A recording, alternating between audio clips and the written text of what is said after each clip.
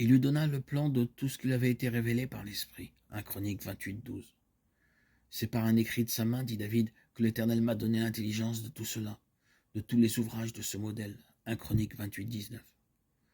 En faisant référence à la déclaration de David concernant l'autel et la maison, 1 Chroniques 22:1, cette association nous parle d'un ordre céleste où la croix est montrée comme le fondement en vue de l'édification de cette maison. Et cela signifie qu'elle est là comme le rayon divin pour éliminer et détruire tout ce qui n'est pas issu de Dieu en Christ. Car rien de ce qui est de l'homme ne pourra entrer dans la constitution de cette maison, mais uniquement ce qui sera en résurrection, c'est-à-dire ce qui est entièrement de Dieu. C'est ce qui est ressuscité en nous qui entre dans la constitution de cette maison. Parce que le matériau apporté, cet apport de vie, cette mesure nouvelle de Christ, a été précédé de la mort.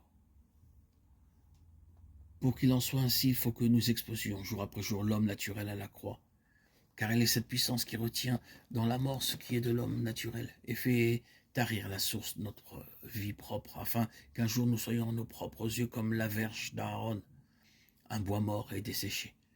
C'est merveilleux quand nos yeux s'ouvrent sur cette grande vérité spirituelle, que seul et uniquement ce qui est ressuscité entrera dans la constitution de la maison de Dieu. L'œuvre subjective de la croix ne s'arrêtera pas tant que nous vivons, et cela pour que la vie de résurrection soit toujours, jour après jour, notre partage. Mais ce que Dieu nous a donné peut nous être demandé en retour. Isaac était le produit de la puissance de Dieu, et cependant Dieu le demanda en retour à Abraham. La vie dont il nous fait don n'est pas pour notre usage, mais uniquement pour le plaisir et la satisfaction de Dieu.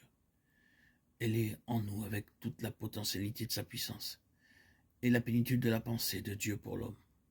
N'est-il pas juste que nous nous retirions de sa voie et que nous lui laissions le soin d'accomplir en nous ce qui satisfait son cœur? N'est-il pas juste que nous donnions à Christ le trône en nous et que ce que nous sommes par nature demeure sur la croix? Oui, c'est cela que Dieu attend de nous. C'est juste cela qu'il désire entendre de nous. Oui, il aime que nous lui disions « Père, ma place est sur la croix, et le trône est pour ton Fils bien-aimé ». C'est en vérité de cette façon, sur cette base, que la maison a été édifiée. Et ceci nous amène à la conclusion que c'est après un travail intérieur profond et par les voies de Dieu que fut donnée à David la révélation du temple, une représentation type et symbole de Christ et son Église.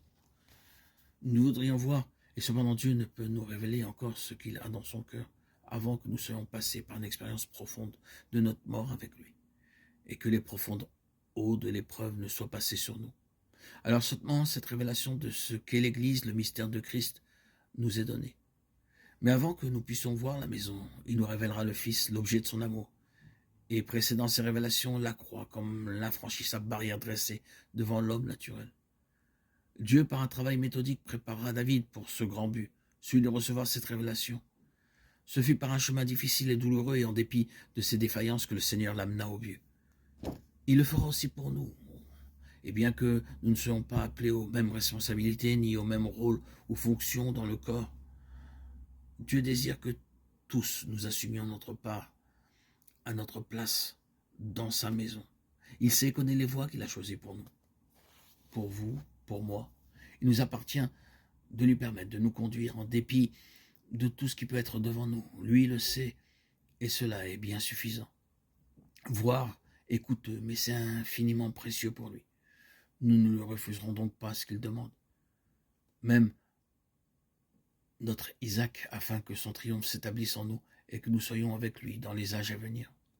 En vérité, nous ne pouvons édifier cette maison sans la révélation, mais uniquement sur la base de ce qui a été vu. Sans révélation, l'homme introduit sa sagesse naturelle, celle de son intelligence, et Dieu ne se trouvera jamais dans une telle œuvre. Il nous laissera et continuera tranquillement son œuvre avec ceux qui auront été incorporés sous sa tutelle. Ceux-là seulement atteindront le but et participeront à la satisfaction de son cœur. Que le Seigneur nous trouve avec lui dans sa maison.